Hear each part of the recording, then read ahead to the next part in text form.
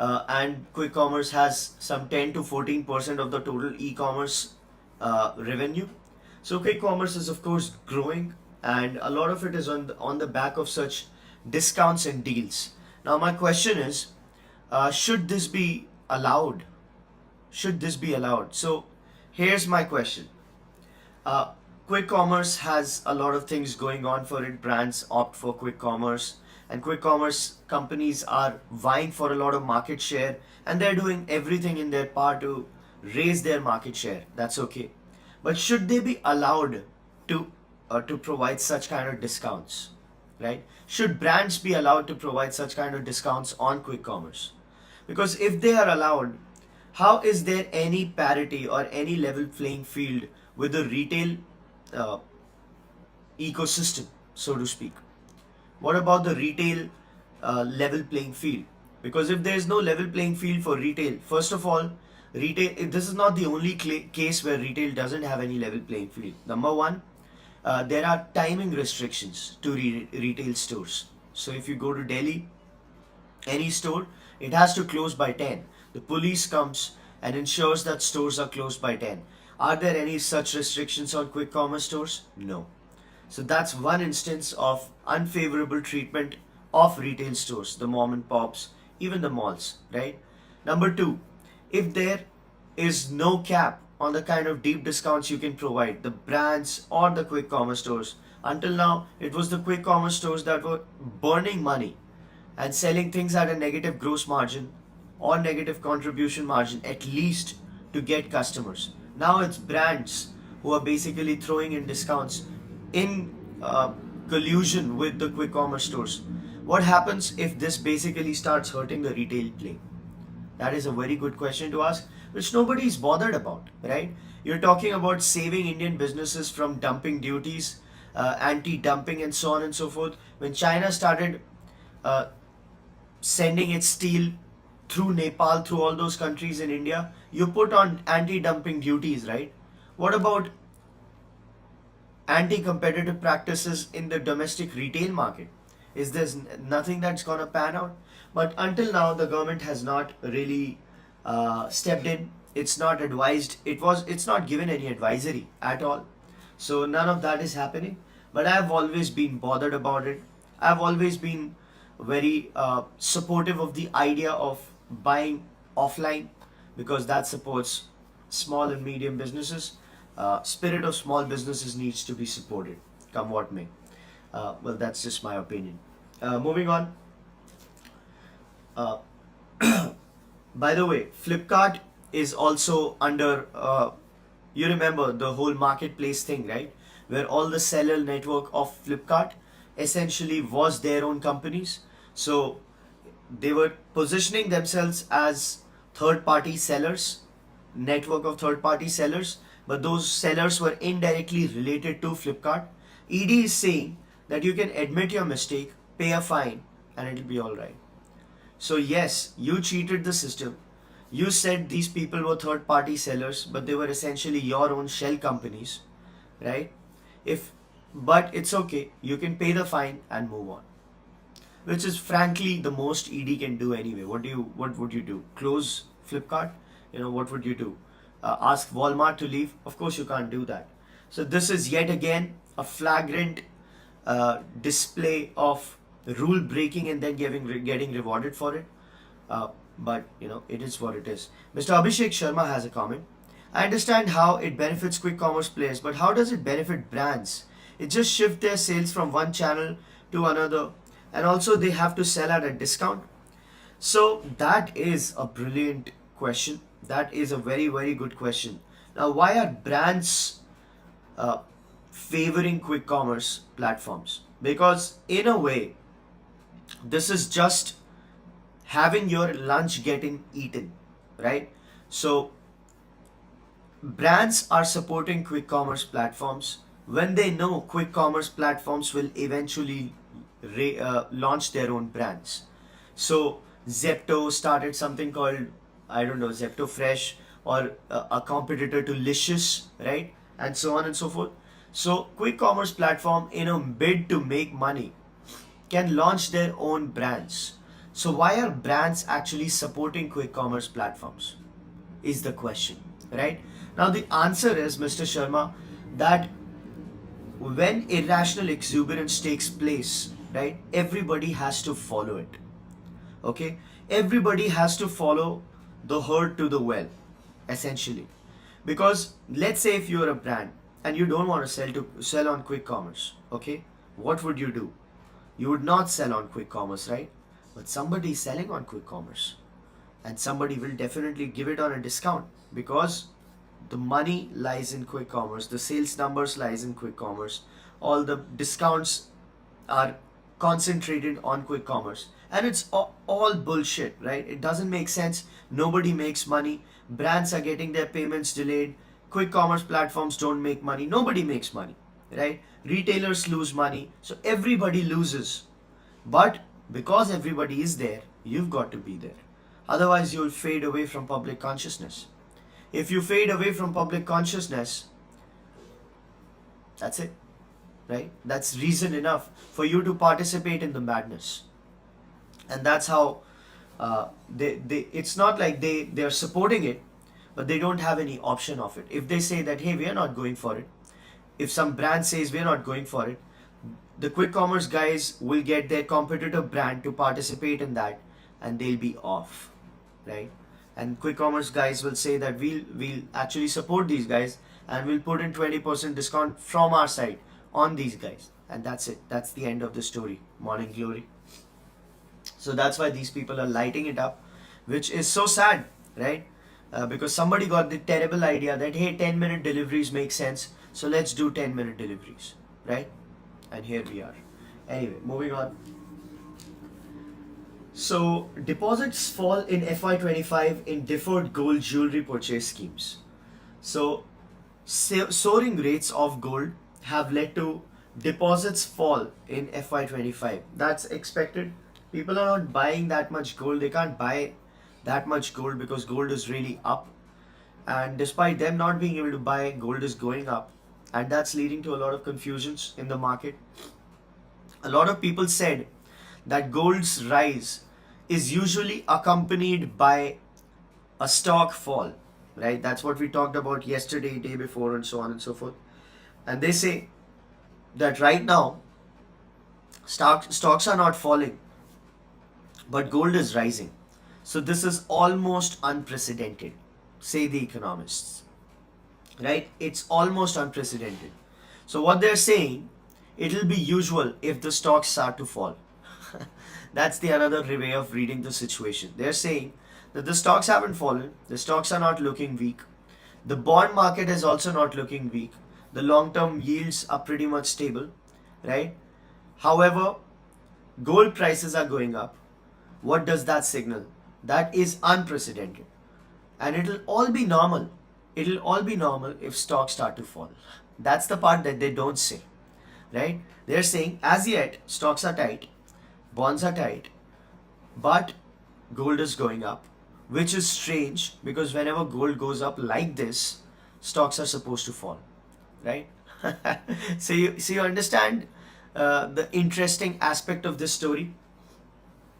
All we are away from, all we need for normalcy, so to speak, to arrive is a sudden shock in the stock market, and then everything will be normal, right?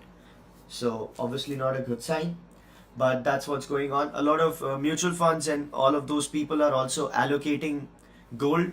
Mr. Warren Buffett has a different view on gold. He says if you buy gold right now and if you hold it till the end of the time, right, you'll still be holding an ounce of gold. So you buy an ounce of gold and then you hold it till the end of time, you'll still hold an ounce of gold, right? So he's not much very pro gold, but Ray Dalio, Mr. Ray Dalio, so Mr. Warren Buffett is of that view. Mr. Ray Dalio is of the opposite view.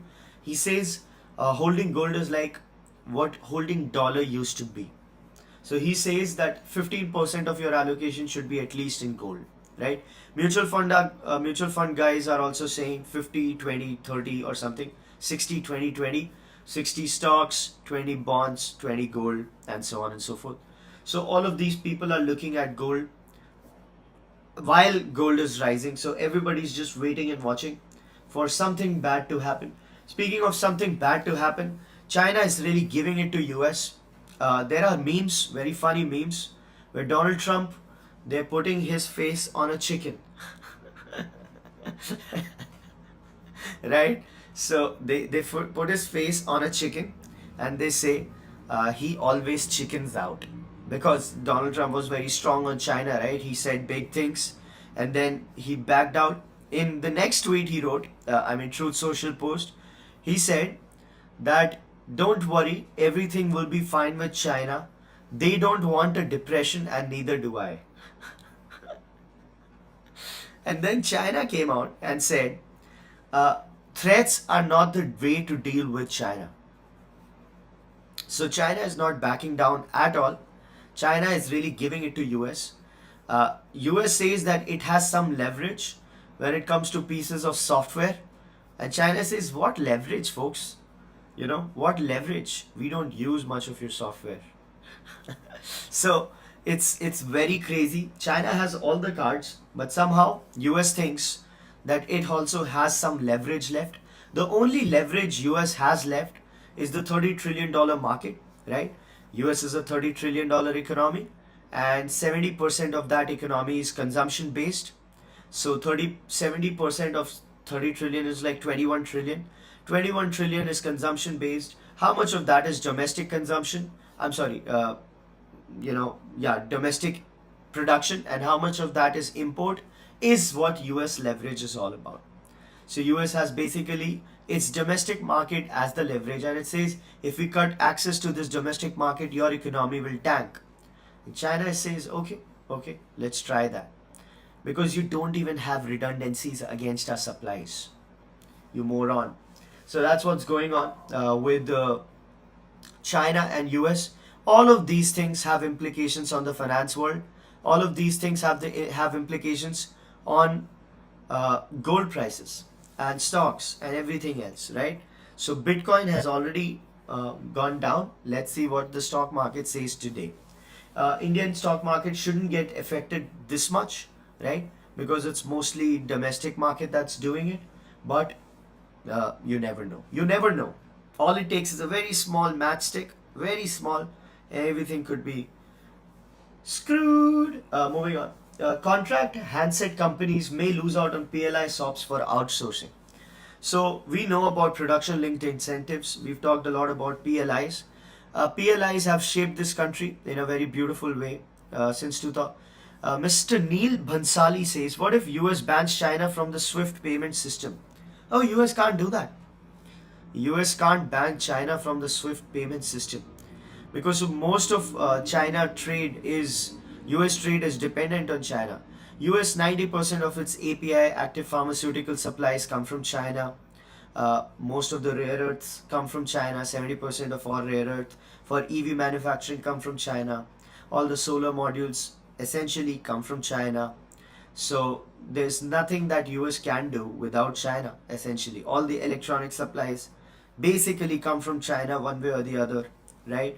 Now Chinese economy is so well entrenched in the European play that it's just impossible to imagine an economy without Chinese participation in it, right? US could ban Russia out of SWIFT because Russia is like a very small economy. It's a 3 trillion economy, I guess. What's Russian GDP? It must be around 3 trillion. Russia GDP 2.2 trillion. It's not even 3 trillion, right? Nominal GDP. And adjusting for PPP, it's 7 trillion, so it's not big. China is a $17 trillion economy. Russia majorly exports just energy. China exports everything. So no, US can't do anything about it. So US is definitely screwed, and they don't know how screwed they are. So they were trying to play hardball, but they picked the wrong guy, and they should have known because Mr. Peter Navarro, I won't say Mr. Peter Navarro, he's an asshole. So Peter Navarro, he hurt India a lot. So that's why my hate to him. But the point is, he said that we cannot put Chinese tariffs away from where they are already, above where they are already, because it starts to hurt US. And he's right. and he's totally right. Moving on, contract handset companies may lose out on PLI SOPs for outsourcing. So, what contract companies were saying or were hoping for was that they'll be able to get some PLI for the outsourcing of existing companies in India. Now, that's not what PLI is designed for, right? PLI is designed for an increment in capacity, increment in production. If there is no increment in production or capacity, why would you incentivize that kind of play? So let's say this factory was making something. Instead of this factory making it, this factory outsourced their production to this factory. Now, should this factory start getting PLI? No, right? That's what the government is saying. PLI for smartphone manufacturing is already being considered for, putting off, and government is going to stop PLI for smartphone manufacturing. Government's perspective is that it started in 2017 and the scheme has worked really well. Tens of billions of dollars worth of smartphones are being exported. Forget about manufactured, exported, right? So smartphone manufacturing has reached some sort of maturity, and now it doesn't need to incentivize it anymore. That's what the government says. The smartphone guys have been crying about it, bitching about it, moaning about it, but they are definitely not gonna get PLI for the musical chairs of production. So the government says this kind of musical chairs needs to stop. What do you think about that? Moving on. Black Money Act under review. Panel may revisit harsh clauses.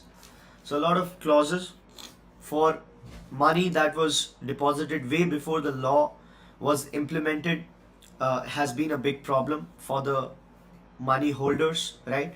So the government is saying that we'll revisit those things because you can't be responsible for the corruption you did before the law was implemented. That's what it is. Moving on, some real weird stuff happening with Philippines and China, right?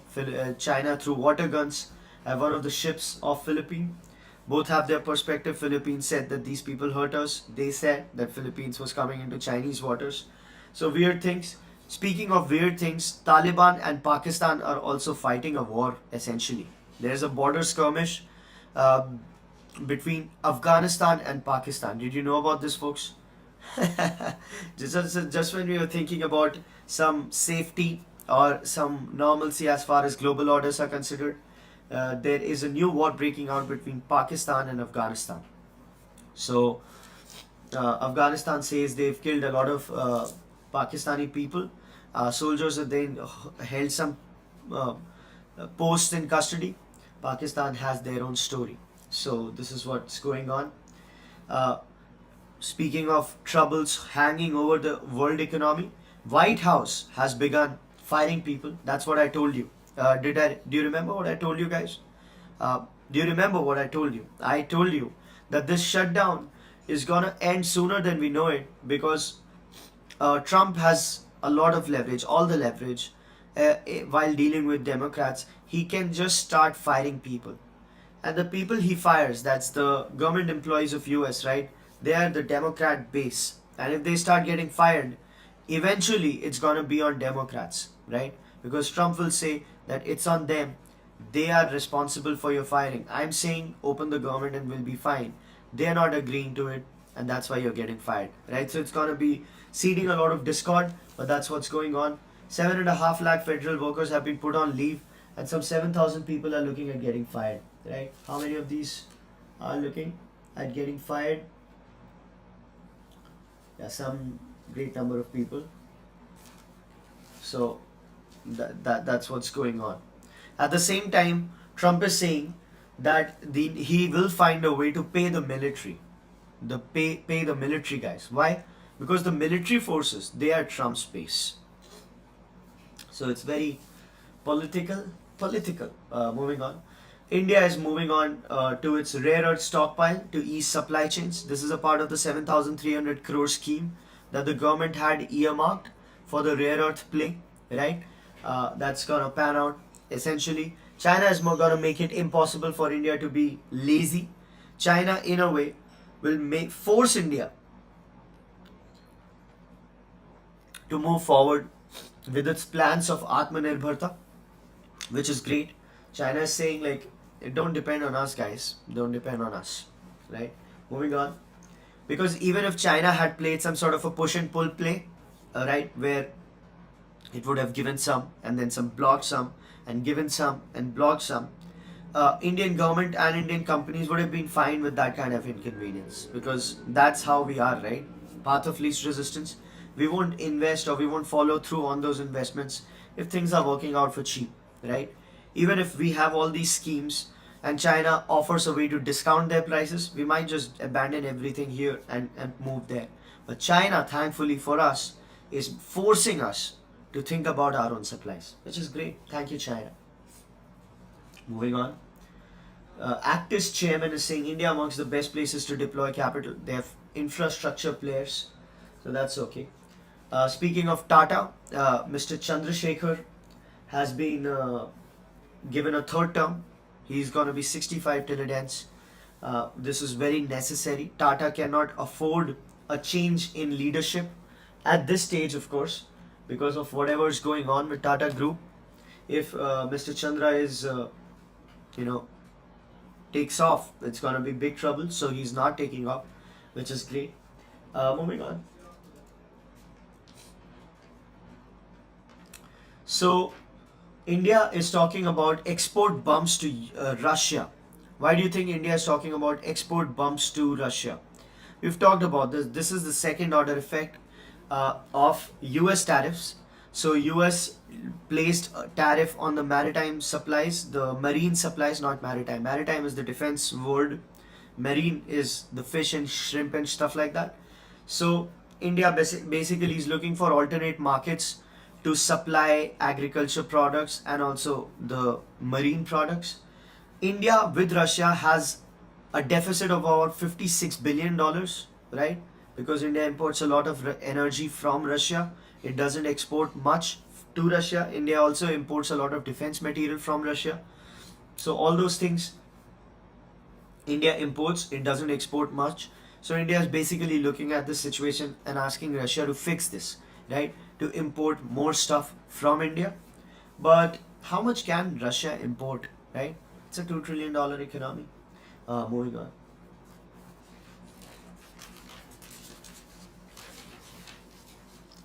A lot of political chit chat which we best not discuss. Man, what a retarded discussion. Retarded, absolutely. Stupid talk politically.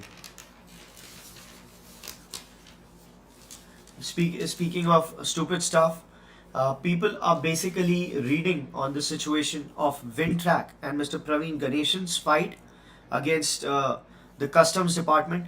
People are saying that it's looking like the government or these babus are trying to make it so clear that it's a very bad idea to mess with them, right? Which is exactly what we discussed yesterday. So we were ahead of the curve as far as public sentiment is considered. Moving on. Mobility, it's an auto parts manufacturer, auto parts company, a $14 billion company, Mobility. It's looking at investing $300 million in India, which is nice, which is very nice. So $14 billion group produces car exteriors, lighting modules, fuel systems, and mobility component. It's a French company looking at investing $300 million, which is great, which is awesome, right? Despite the tariffs, they're doing it. Maybe they're looking at domestic market of India itself, which is growing, which is great. And you know, this puts a stark contrast to Ford's strategy of exiting India, even as a manufacturer, which is sad. So let's see how that particular play pans out, right? Speaking of which, I almost forgot yet again. Folks, we are not growing. Right now, we have 12 people on YouTube and some 4 people on LinkedIn. We need to grow. So please bring in people, share this, right?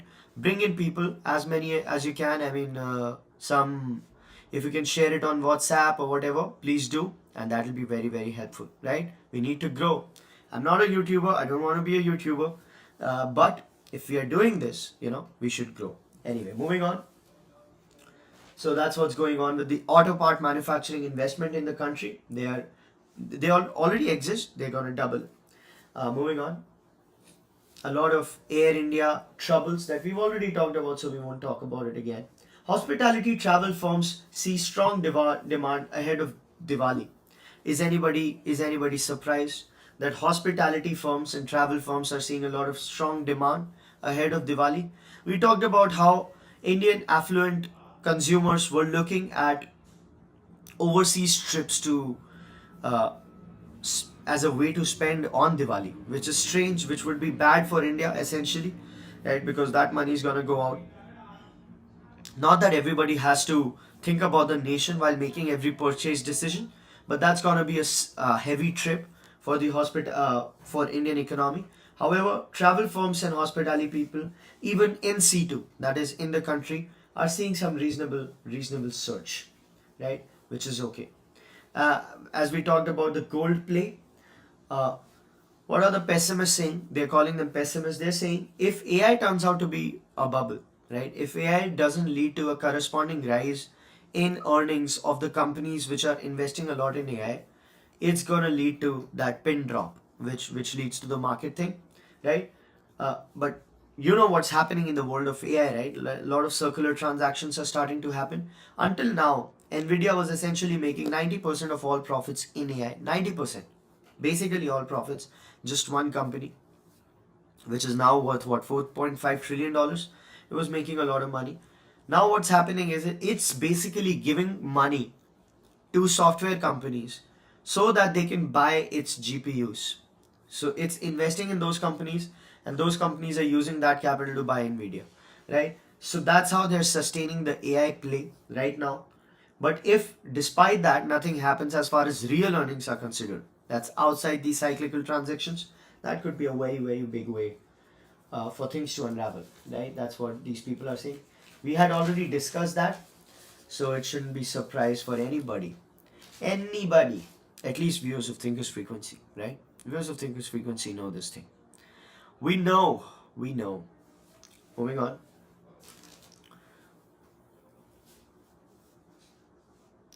Pi-led panel proposes cap on cess, bats on state share. Mr. Mohandas Pai, one of the founding people of Infosys, and also a very prolific venture capitalist now. He's a part of a panel, a government panel, which is proposing cap on cess. He says that GST regime shrinks states' leeway to increase indirect tax revenues, and the cap needs to be the cess needs to be capped at 10%, with some share going to states, so their revenue expenses are taken care of. Well, that's obviously nothing surprising. It all depends on the implementation of it. Speaking of implementation, companies and LLPs scale fresh peaks in the first half of this year. We've talked about this. So whenever somebody puts out job data, right? Whenever somebody says job data is weak or job data is strong, how do you counter that? Viewers of Thinkers Frequency, would you like to comment on it? How would you counter uh, a singular job data report? What do you think about that? We've talked a lot about this. So I just want you to revise that particular concept, which will put things in perspective. So if you could just write an article.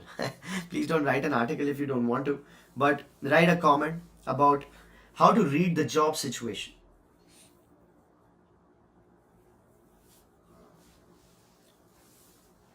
Anybody? Or are you people writing it? Or are you people... This doesn't show typing, right? Because it's not one-on-one chat. There are like 15 people right now. But can you say, I'll give you 5 more seconds. 5 more seconds, folks. The job data thing. How do you read it? Other numbers like company registrations, etc., can be used, says Mr. Abhishek Sharma. Mr. Sharma, you're absolutely right. Company registrations, rural economy, health, that is, enrollments in Mahatma Gandhi National Rural Employment Guarantee Scheme, PF accounts, that's the formal job. So for Mr. Suman Kumar says PF accounts, that's how they say formal job. So if they say EPFO, ESIC, PF, that's the formal economy, right? But what you look at is number of mudra loans, number of new company formations, number of new firm registrations, and so on and so on and so on, right? So that's a holistic picture of uh, this thing, the job thing. So company registrations are scaling fresh peaks. LLP increased 33%. Number of foreign companies also growing. Last month's registrations, uh, in September alone, number of companies that got registered more than doubled from a year ago to 23,122. So that's what's going on in Indian economy. A lot of new companies are getting formed. Now, two things are possible. All these companies are shell companies, right? That's one possibility. That most of these are shell companies. Big companies are basically rerouting their money. That's a possibility. The second possibility is that these are real companies that people are actually forming to make money or to make things. In the second case, it's a great opportunity, right? Moving on. Speaking of new companies, do you remember India's plan to have its own big four for the world of auditing and so on and so forth? Right now, Indian auditing companies, Indian market is ruled by uh, international auditing companies like PwC, KPMG, EY, and Deloitte. These big four, they have revenues exceeding 50,000 crores in the country. Government has been talking about replacing the big four or in making India's own big four domestic companies, which could be auditing, consulting, and so on and so forth, because this is also a $280 billion market. Just imagine that we've had IT services taken over. India ruled the IT services. It's now a $280 billion industry. But India doesn't have uh, auditing and consulting homegrown players which are of international repute, even though that's also service play, right? Why did Indians do this? But they did that, right? That's what India is trying to fill the gap of. So ICAI working on report to finance homegrown MDPs. MDP is basically disciplinary partnerships. That is an audit company which can also be used for some consulting operation, which can also be used for some legal advice, and so on and so forth. Now, this is the era of Indian services diversifying, right? Or let's say expanding. And now, why is this happening? Now, if you see these companies becoming global players, right, in let's say next 5 years, what would it remind you of, or what should it remind you of? What should it remind you of will be our statement, which we say all business outcomes are mostly the result of the political will. We've talked about that, right? Now, this is political will, this is government directioning of where the industry needs to go. This industry has been going on for donkey years, right? It didn't change, nothing changed. Now it's suddenly gonna change, and suddenly you're gonna see Indian players taking up the ropes, right? And that's not because those entrepreneurs had something in mind. It's because the political will directed the entire industry to think in that direction, which is so awesome, right? All business outcomes are mostly the result of most business outcomes are the result of political will. That's the statement. Mr. Abhishek Sharma says, are there any main Indian players who can be Indian Big Four? So yes, there are companies which are solid in India, right? There is there's GT Bharat again. That's a franchise of Grant Thornton. Grant Thornton is one of it's not an Indian company, but GT Bharat, which is Walter and Chandyok, that is an Indian company.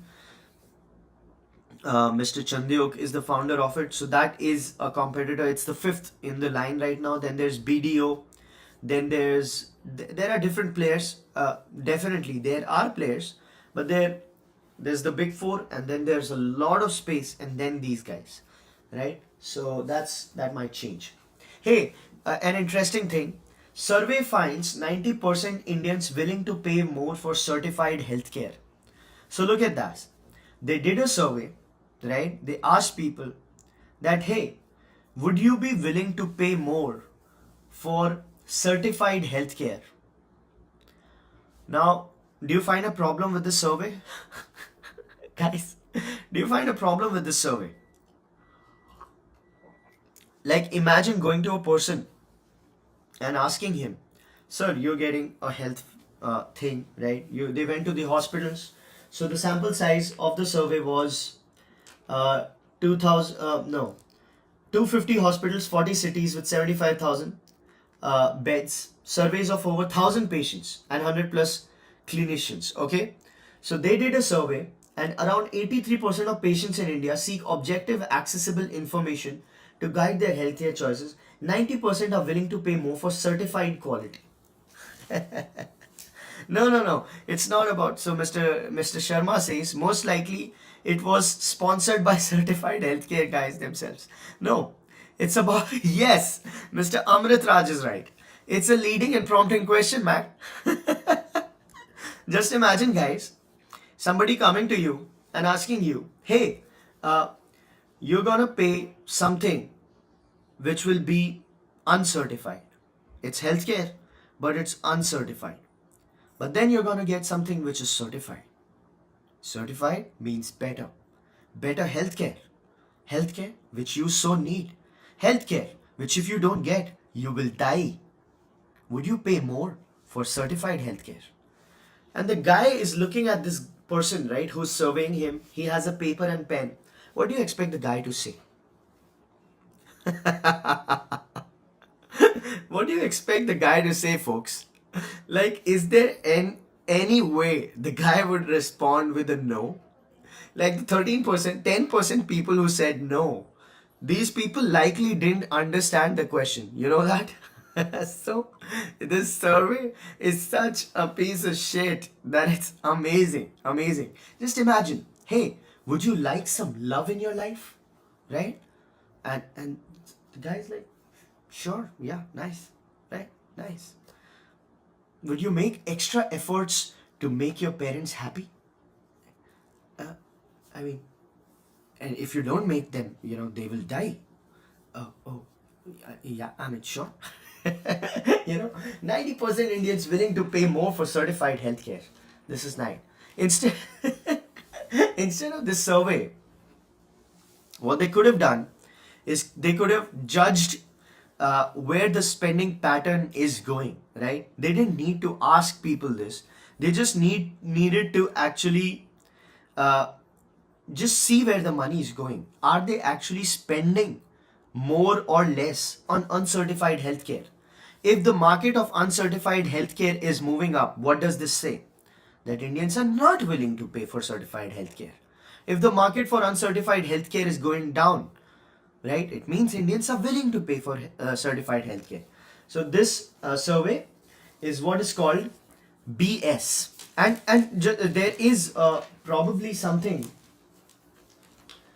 which is related to this BS, right? So, uh, just one second, folks. I think somebody who did that survey, his name was Nandan BS. I guess that somebody was different. Oh no, that was a different story. Which story was that? Somebody's name was Mr. BS. His just one second, folks. I'm missing it out. I should have marked it. It was a beautiful thing. Really, really made me laugh. Right?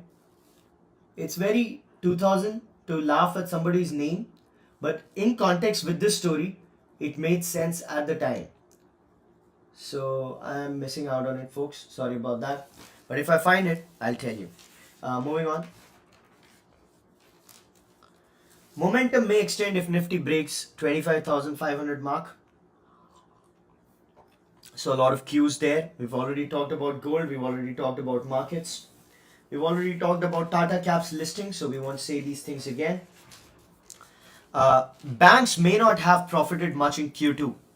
Now, folks, viewers of Thinkers Frequency, you remember, right? You remember what I told you? You remember what I told you? This is like the scene from Casino, right? Martin Scorsese, Robert De Niro.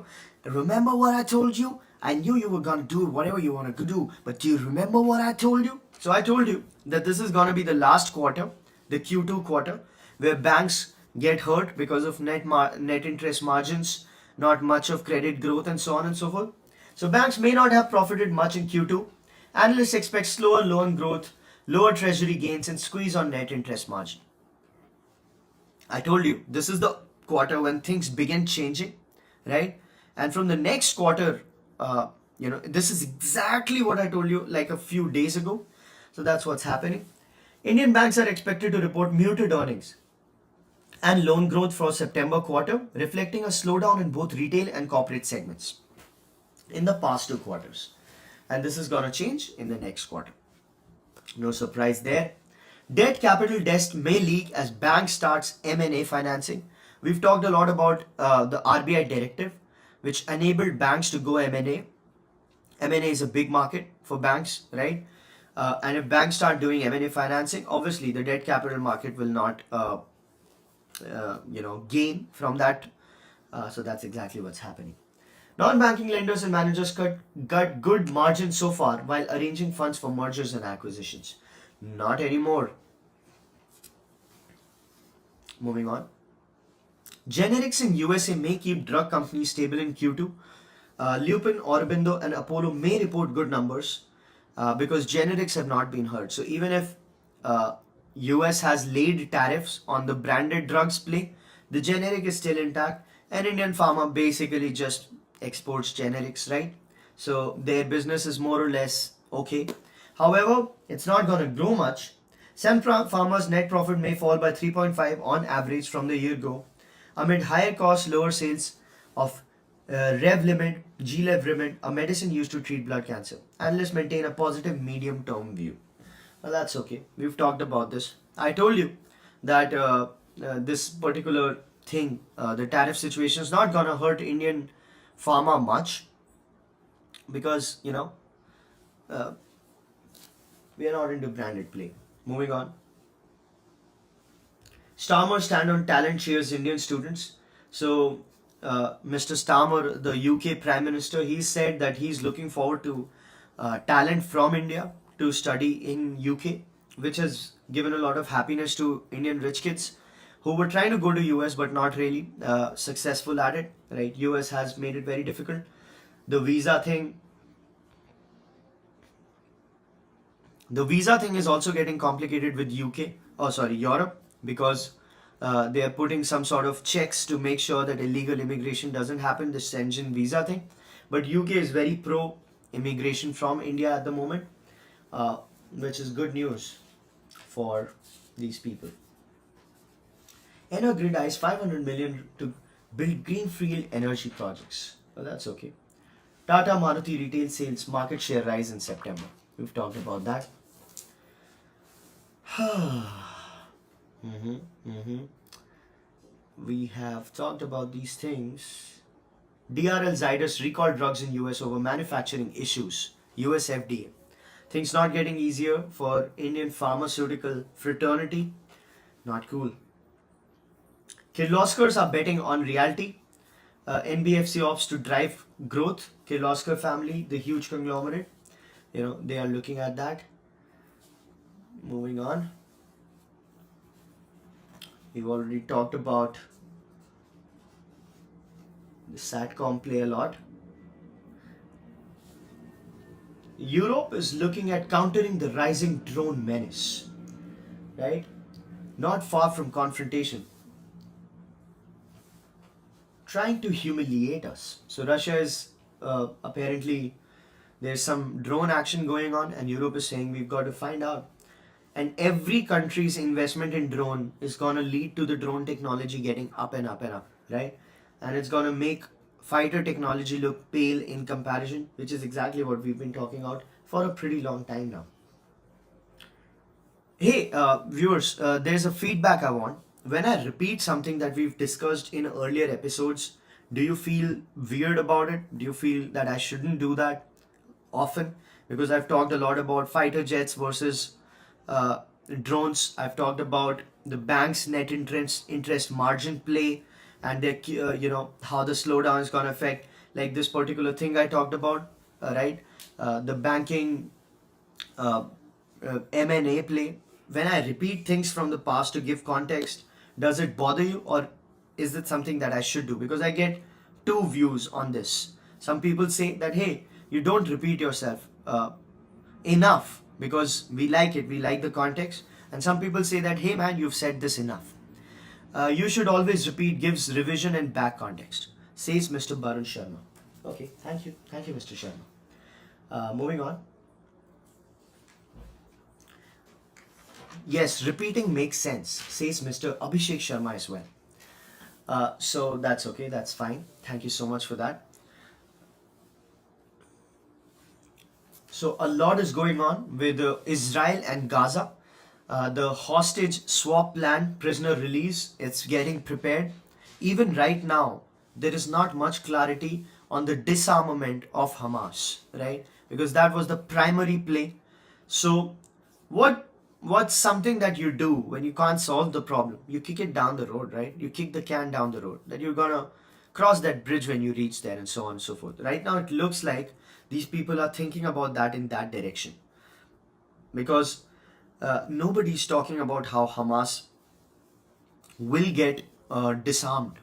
And if Hamas doesn't get disarmed, right, or if the leadership has some money and it's allowed to resettle again or recharge again, what do you think will happen just a few years down the line?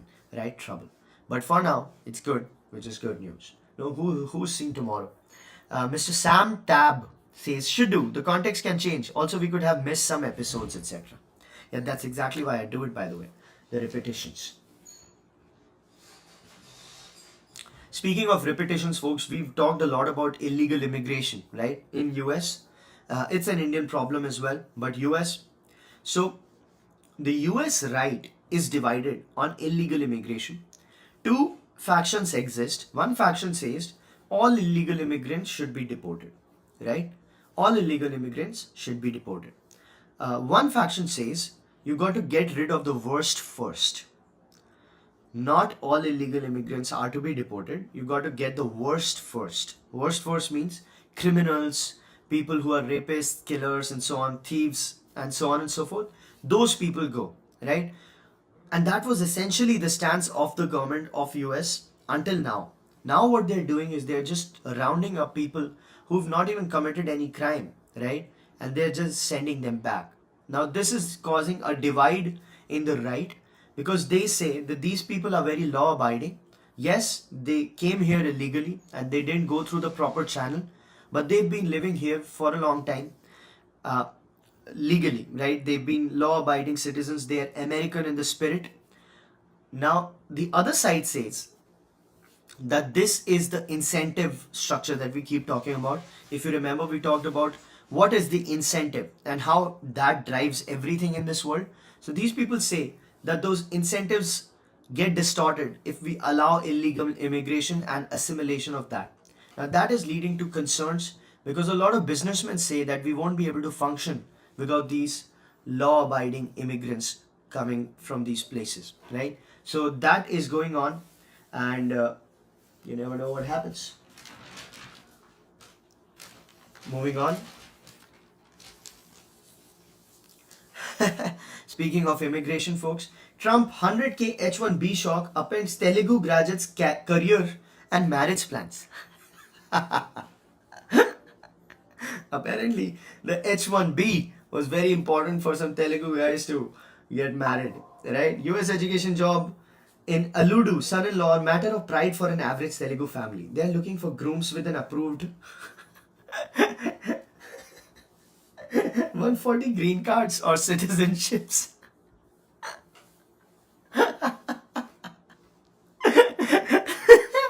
So Telugu guys, while marrying their daughters, they want a green card, a proper green card, a citizenship, or at least an H1B.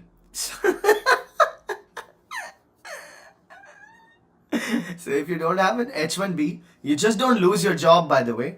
You know, you lose your wife as well, or your wife to be. So that's something that goes on only in India.